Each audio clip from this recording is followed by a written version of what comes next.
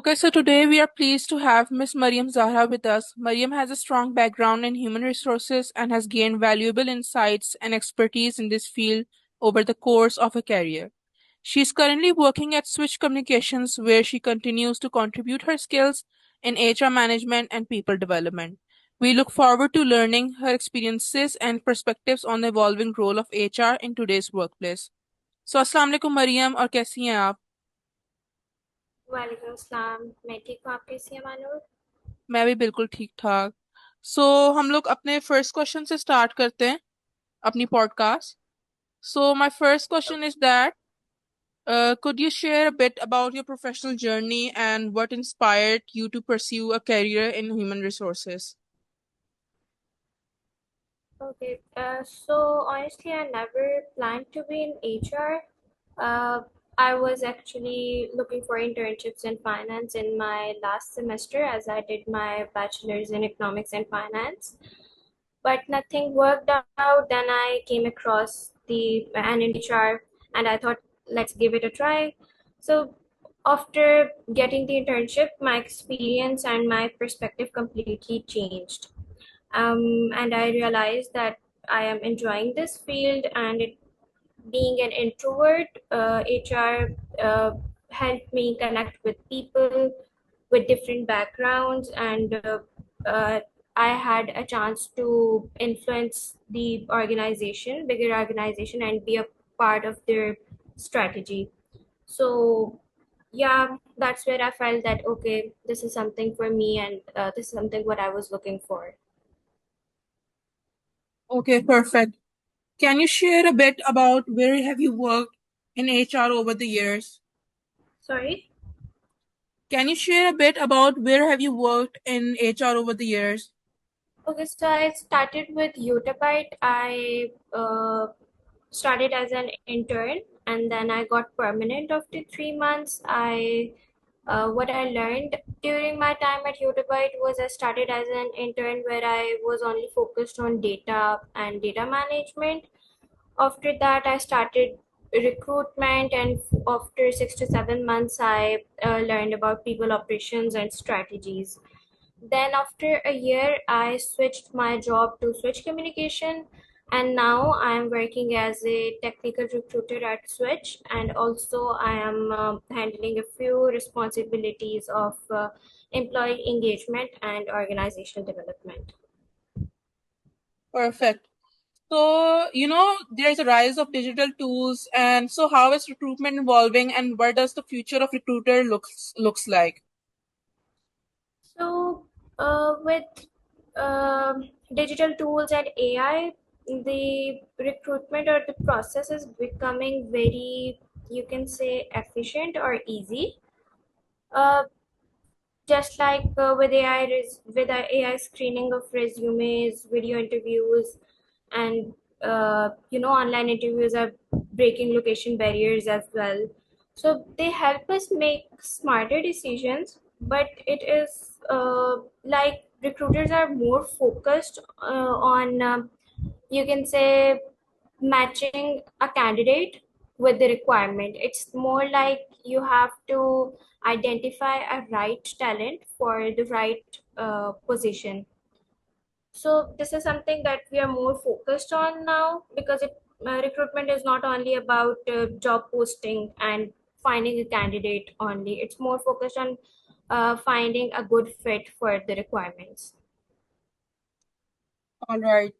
So, if you had to recommend just a few must-have HR tools for a growing organizations, which one would you prioritize and why?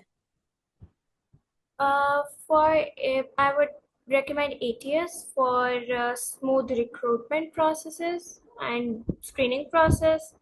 And for employee engagement, I would recommend few HRIS. You can say Bamboo HR, or we have Odoo and MyHCM. There are a few other as well. It helps us organizing the employee data, employee engagement, payrolls, and pay slips, all these things. And for communication, I would suggest Slack or Teams. Okay, perfect. So, How can HR spot early signs of disengagement and what interventions have you found most effective? Uh, Disengagement in employees. Yes. All right, so I would say disengagement really happens overnight. You see it in small ways. First, like someone or an employee stops contributing in meetings, or they might feel quieter than usual, or they're just their energy just don't feel right, you can say. So we can avoid it. Sometimes this is as simple as recognizing their efforts, or you can just have an honest conversation with them what's going on in their life. Maybe it's something personal that's disturbing them, and you can just help them out by reducing or adjusting their workload. So I think these are the few things, or you can say daily check-ins or having a meeting with your team members can also help this thing. Okay. So, as you know, culture is often described as an invisible glue of an organization. So, how can HR activities shape and sustain it? Okay, so culture isn't what you show on your social media or on your website. It's more about how people or how your employees feel and behave every single day. So HR can shape it by making sure company values are not just slogans but a part of hiring process. Uh, you can say onboarding processes and performance reviews as well. So this is something that HR can do to make the employee experience better. All right. So, how do you envision the role of HR in 5 years from now in a world of hybrid and digital first work? As you know, many people say that AI is going to take over the jobs of HRs. Okay, so HR is becoming more data driven, but at the same time, I think human touch will become very important because AI can never take over a human touch. HR can make our tasks easier and faster as well, but uh, let's give let's uh, let me explain it to by giving you an example. If there is an employee conflict, AI cannot resolve that conflict. You will need a human to resolve that conflict. So you will need someone who can hear the story of both sides and then come up with a solution. AI cannot show empathy. So HR will act more like as a human connector in a digital workspace.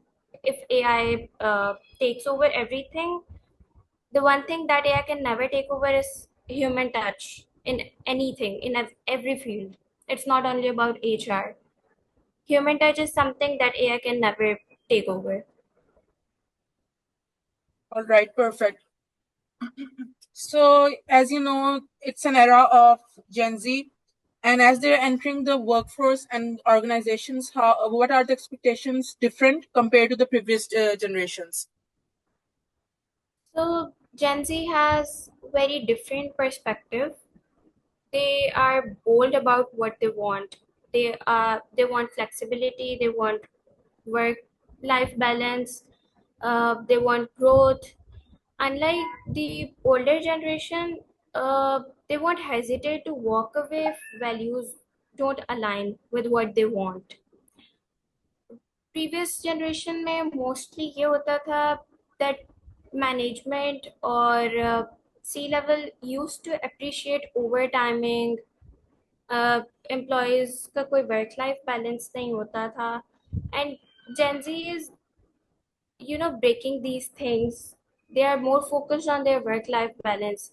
They're keeping both these things together, and उन दोनों चीजों को एक अपना separate time दिया हुआ है. So I think this is something millennials should appreciate because they're setting the boundaries. Yes, okay. So, what do you think is the toughest challenge for HR professionals that they are facing in 2025? So what I have realized is the biggest challenge I face is finding a skilled talent in competitive market. You can say everyone wants top talent, but budget and resources are limited. So it's very hard to find a right talent for uh, the given budget and for the requirements given by the hiring managers. Okay. So, lastly, my question is that for the students or young professionals who are aspiring to enter HR, what guiding advice would you share to help them thrive? So I would suggest them to first learn core HR functions such as recruitment, uh, payroll processing, compliance, performance management, and also there should be a digital fluency as well. AI is taking over everything, so you should know how to use the tools or use AI to make your work efficient and to work smarter rather than working harder. Manually चीजें ज़्यादा time लेती हैं, and when you use AI or any other tool जिससे आपका काम आसान हो रहा है और जल्दी हो रहा है, so you should know all these things as well. Also, I would suggest to seek mentors. It could be your anybody in your family members who is in their professional career. It could be your teachers. So by seeking a mentor, you आपके लिए life या आपका career set करना, goal set करना, it becomes very easy because you have someone जो already काम कर रहा है in market में है, corporate में काम कर रहा है, they know about the market. So this is very important to seek mentors. Also, if you think if you're looking forward to continue your career in HR, so HR is not as simple as just a paperwork or it's not that AI is going to take over the HR. This can never happen. HR is more about what people experience. It's more about organizational structure. It's more about the strategy and goals of the organization and what and how people feel and experience. Okay, I have one more question कि आजकल universities में जैसे HR की degree वगैरह करवाते हैं, do you think that they align with the professional world? Uh, to be very honest, universities may mostly it's more about bookish terms and bookish things. Practical life may all these things are completely different. So yeah, that's important as well. Bookish terms का आना and all these things ये important हैं. But with all those things, I think practical work or practically चीजों को करवाना is even more important. Yes. Okay, thank you so much, Mariam, for joining us with for the podcast. Thank you for your time. Thank you, Manu.